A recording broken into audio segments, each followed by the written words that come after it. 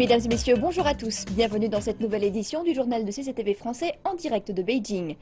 Nous souffrons ce journal avec la catastrophe de Shenzhen. Les autorités de la ville ont annoncé que le glissement de terrain meurtrier survenu dimanche n'était pas une catastrophe naturelle, mais résultait d'un problème de sécurité sur le lieu de travail. Cette découverte a été faite alors que les secours ont étudié en détail les étapes requises afin d'éviter tout nouvel incident lors de leurs recherches sur les lieux du drame.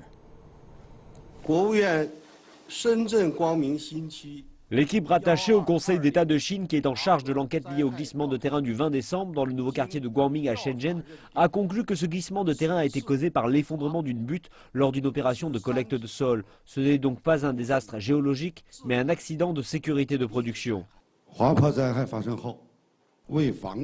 Afin de prévenir le risque de désastres secondaires impliquant des produits chimiques, les départements de sécurité de production de Shenzhen et de la province du Guangdong ont immédiatement contrôlé les entreprises de la zone touchée pour vérifier la situation de tout produit chimique dangereux.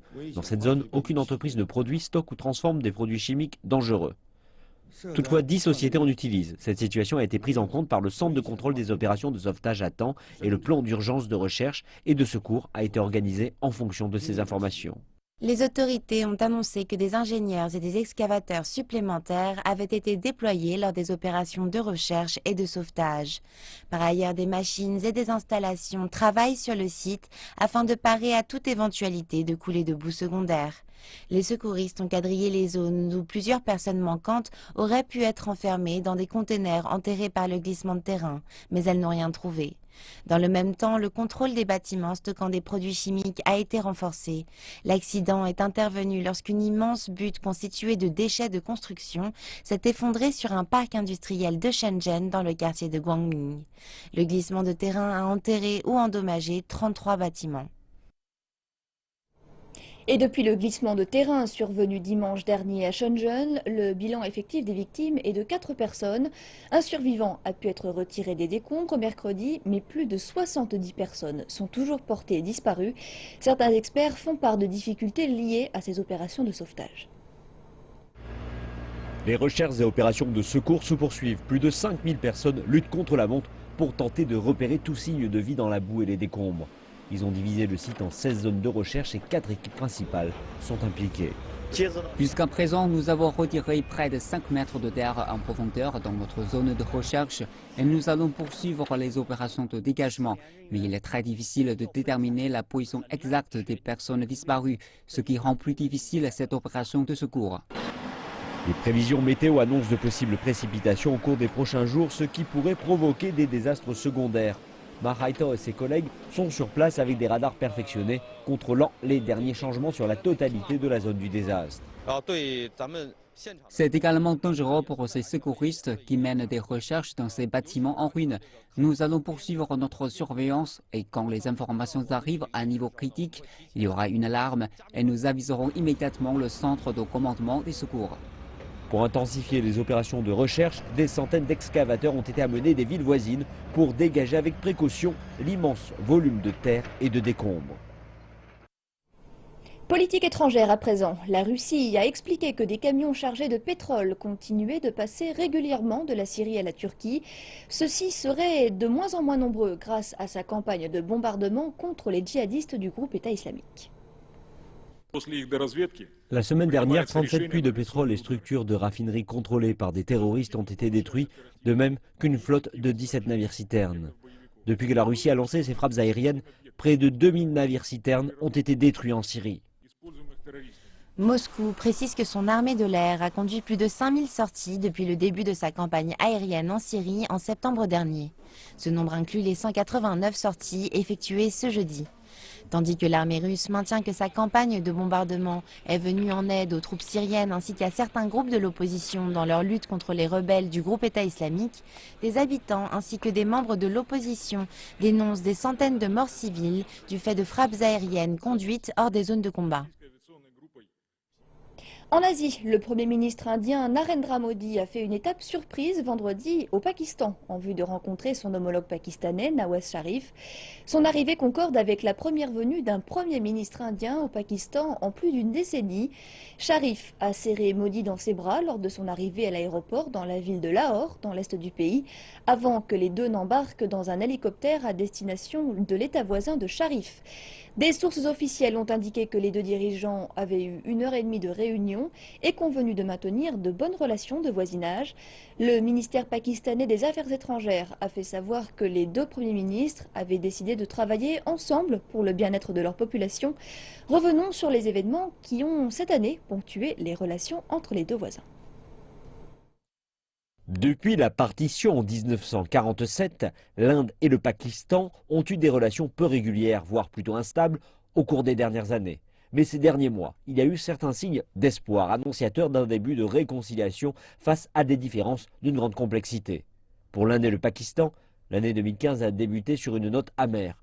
Une juridiction d'Islamabad a libéré sous caution un homme accusé d'être le cerveau des attaques terroristes de Mumbai en 2008, au cours desquelles plus de 160 personnes ont été tuées par des tireurs infiltrés par la mer depuis le Pakistan. Une décision qui a suscité de virulentes critiques d'Inde, qui a accusé le Pakistan d'adopter une double politique dans sa gestion des terroristes. Un cessez-le-feu le long de la ligne de contrôle au Cachemire avait été largement respecté en 2015, mais les affrontements et fusillades furent chose commune, avec chaque partie critiquant régulièrement l'autre pour ces violations. New Delhi accuse Islamabad de former des insurgés qui combattent en vue de la cession du Cachemire d'Inde, voire de sa fusion avec le Pakistan, ce qu'Islamabad réfute. Les deux pays ont décidé de rétablir un processus de dialogue à compter de juillet, quand les premiers ministres des deux parties se sont rencontrés en marge du sommet des BRICS à Ufa en Russie. Ils ont dévoilé un programme en 5 points pour faire face aux inquiétudes liées au terrorisme et décidé que les conseillers à la sécurité nationale des deux parties discuteraient en août. Cependant, les rencontres ont été annulées à la dernière minute après que les deux pays se sont engagés dans une guerre de mots quant à savoir si la question du Cachemire devait être inclue à ce programme, et nul ne semblait vouloir varier de position. Et une nouvelle pression sur les liens bilatéraux. Puis Modi et Sharif ont brisé la glace le mois dernier lorsqu'ils se sont de nouveau rencontrés en marge de la conférence de Paris sur le climat. Et quelques jours plus tard, les conseillers à la sécurité des deux pays se sont rencontrés à Bangkok pour des discussions. Dans le même temps, le ministre indien des Affaires étrangères, Sushma Swaraj, s'est rendu à Islamabad pour participer à une conférence régionale sur l'Afghanistan. Et pour finir, le jour de Noël, Modi a fait une étape surprise à Lahore pour rencontrer Sharif, le signe d'un futur apaisement des tensions. En Asie toujours, le ministre sud-coréen des Affaires étrangères a déclaré qu'il rencontrerait son homologue japonais à Séoul pour discuter de la question des femmes de réconfort, un euphémisme japonais pour qualifier les esclaves sexuels durant la Seconde Guerre mondiale. 기시다 후미오 일본 외무 대신이 Le ministre japonais des Affaires étrangères Fumio Kishida effectuera une visite d'une journée lundi 28 décembre en Corée du Sud. Il s'entretiendra avec le ministre des Affaires étrangères Yoon Byung-se et échangeront leurs avis sur des affaires d'intérêt commun et des questions en suspens entre les deux pays, dont celle des femmes de réconfort. Le ministère sud-coréen des Affaires étrangères a annoncé cette visite après que le Premier ministre japonais Shinzo Abe a demandé à Kishida de se rendre sur place pour rechercher une avancée sur la situation. Le secrétaire en chef du cabinet japonais Yoshihide Suga a répété qu'il n'y avait aucun changement quant à la position du Japon sur la question des indemnisations telle que prévue dans un traité bilatéral de 1965. Mais le quotidien économique Nikkei a indiqué que le Japon pourrait proposer un fonds soutenu par le gouvernement en vue d'aider les anciennes esclaves sexuelles dans le cadre d'un possible accord. Et nous passons maintenant à notre rubrique Aujourd'hui la Chine. La conférence centrale de travail rural a débuté jeudi dernier. Les décideurs chinois se sont rassemblés pour discuter des mesures à prendre l'an prochain afin de stimuler le développement des vastes zones rurales du pays. Les politiques vont décider ce qui sera inclus dans le document annuel numéro 1 du gouvernement central. Les responsables chinois indiquent que pour l'année 2016, le document portera principalement sur l'intégration des secteurs primaires, secondaires et tertiaires dans les zones rurales, ainsi que sur l'agriculture moderne, ainsi que le développement du commerce en ligne. Les réformes structurelles sont un élément clé de la conférence centrale de travail économique qui s'est terminée. Cela inclut les politiques publiques de développement du secteur agroalimentaire. Nous partons dans l'est de la Chine pour tenter de comprendre ce qui a changé dans ce secteur en 2015. C'est bientôt la fin de l'année. Les machines de cette usine de transformation agricole de la ville de Yancheng tournent à plein régime.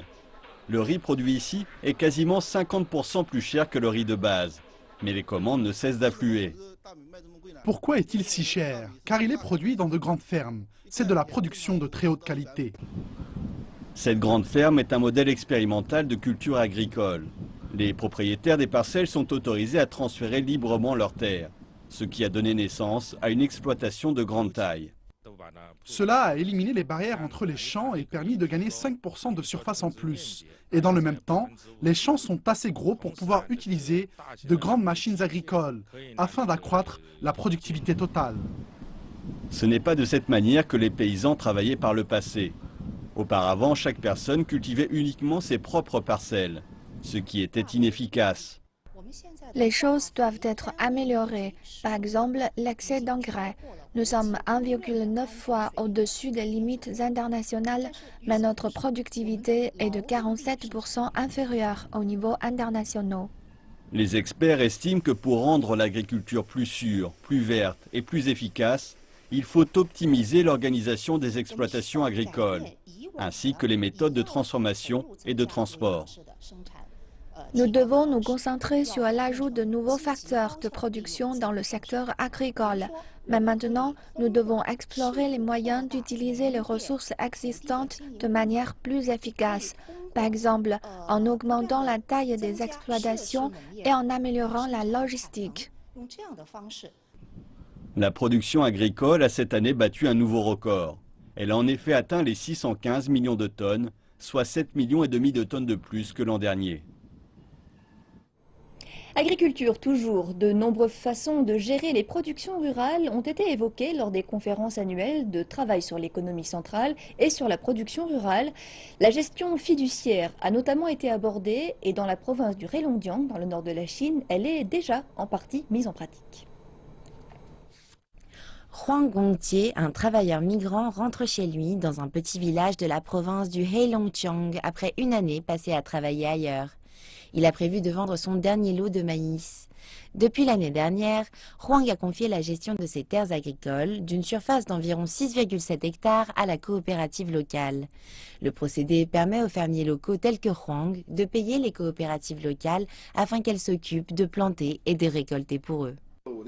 Pour la gestion de mes terres, je paie chaque année une somme d'environ 4000 yuan, qui n'est pas supérieure à mes coûts antérieurs. Mais j'ai plus de temps pour travailler hors du village. Actuellement, mon profit net issu de l'exploitation de la terre peut atteindre les 50 000 voire 60 000 yuan. Cela me suffit. Huang n'est pas le seul villageois à profiter des avantages offerts par la gestion fiduciaire des terres. Guan Huai, âgé de 65 ans, a également adhéré à ce système. Il explique que grâce à la gestion fiduciaire, les coopératives locales l'aident à planter, à fertiliser et à moissonner ses terres. De plus, grâce à des techniques agricoles plus modernes, la récolte de cette année a été plus importante que celle des 2 dernières années. Cette année, j'ai récolté environ 700 kilos, ce qui représente 200 kilos de plus que les années précédentes. De la plantation à la récolte, la coopérative locale a tout fait pour moi. Dans la province du Heilongjiang, environ 27 000 hectares de terres agricoles ont ainsi été mis en gérance. Cela constitue un nouveau mode de gestion des terres pour les fermiers qui voient ainsi leur productivité et leurs revenus augmenter. Économie à présent. Le Conseil des affaires d'État a publié un projet de réforme fiscale jeudi visant à améliorer l'efficacité du système de collecte des impôts. Le but de la réforme est de construire un système moderne de collecte des taxes en Chine qui pourrait encourager le gouvernement central et les gouvernements locaux. Dans le même temps, nous souhaitons que le système abaisse le coût de collecte et améliore son efficacité, permettant à la taxation de jouer un rôle de base, soutenant et protégeant le développement en Chine. Le point le plus important de la réforme est de clarifier les responsabilités entre le Bureau national de collecte des impôts et les bureaux locaux. Le plan prévoit que 2 types de bureaux de collecte travaillent ensemble sans se marcher sur les pieds. Le plan mentionne également que la Chine vise à autoriser les contribuables à payer leurs impôts dans n'importe quelle institution à l'intérieur de la même province en 2016, avant de passer en 2017 à n'importe quelle institution de collecte à travers le pays. La Chine construira progressivement un système d'évaluation du crédit pour les contribuables et offrira aux entreprises des crédits plus avantageux. Le secteur privé chinois traverse une période morose. Les coûts sont plus élevés, grignotant les marges des entreprises. C'est pourquoi Beijing a annoncé de nouvelles mesures économiques afin de réduire les coûts de production et de financement pour les industries à travers tout le pays. La Chine s'apprête à réduire le fardeau des coûts que représentent les frais de transaction, les taxes, la sécurité sociale, le financement, la consommation électrique et la logistique. Il s'agit d'une question urgente aux yeux des décideurs politiques. Prenons le secteur chinois des nouvelles technologies, un secteur en plein boom. Les entreprises nationales sont à présent assez fortes pour intégrer le marché international, mais le coût est élevé pour acquérir des avoirs étrangers. C'est ce qui préoccupe Layard à Beijing, une entreprise d'optoélectronique qui vient tout juste d'acquérir une entreprise américaine cotée au Nasdaq. Nos cibles coûtent plus d'1 milliard de yuan. En tant que compagnie cotée, le financement bancaire représente entre 6 et 7% en intérêt. Le financement par courtage représente près de 8%. Même pour les compagnies de haute technologie comme nous, avec des marges nettes de plus de 10%, les coûts de financement qui représentent des dizaines de millions de yuan seraient beaucoup trop lourds à supporter, sans mentionner les entreprises manufacturières ordinaires. Selon une enquête économique, l'avantage de la Chine au niveau des coûts de production a disparu depuis longtemps. Les résultats montrent que le coût moyen qui pèse sur les industries manufacturières chinoises est presque aussi élevé que pour leurs pairs aux États-Unis. Selon le ministère chinois de l'Industrie et des Nouvelles Technologies, 66% des entreprises chinoises se plaignent des coûts élevés de financement en 2015, soit une hausse de 6 points de pourcentage par rapport à 2014. Les coûts de logistique sont également un élément d'inquiétude, représentant jusqu'à 40% des coûts de production d'une entreprise en Chine, alors que dans les économies développées, ce chiffre représente moins de la moitié. Les taxes professionnelles freinent également les entreprises de plus petite taille. Tous ces fardeaux empêchent les entreprises de respirer. Si nous ne pouvons pas résoudre le problème des coûts par nos entreprises, la position de la manufacture chinoise dans le monde va être détrônée et les 30 années de développement économique vont être avalées. Certains analystes estiment que les racines du problème des prix plus bas et des marges plus faibles sur le marché est due à l'excédent de capacité. La surabondance de l'approvisionnement a conduit à une guerre des prix qui menace la bonne santé financière des entreprises. L'élan de Beijing pour consolider l'industrie a rencontré une résistance de la part des gouvernements locaux en raison de la taxation et des problèmes d'emploi. Mais la dernière réunion de planification économique de lundi suggère qu'il existe une volonté plus ferme de réforme de la part du gouvernement pour 2016. L'heure est venue de nous quitter. Merci d'avoir suivi ce journal. C'est Yves Mouillet que vous aurez le plaisir de retrouver pour les éditions suivantes. Quant à moi, je vous dis à très bientôt sur CCTV Français.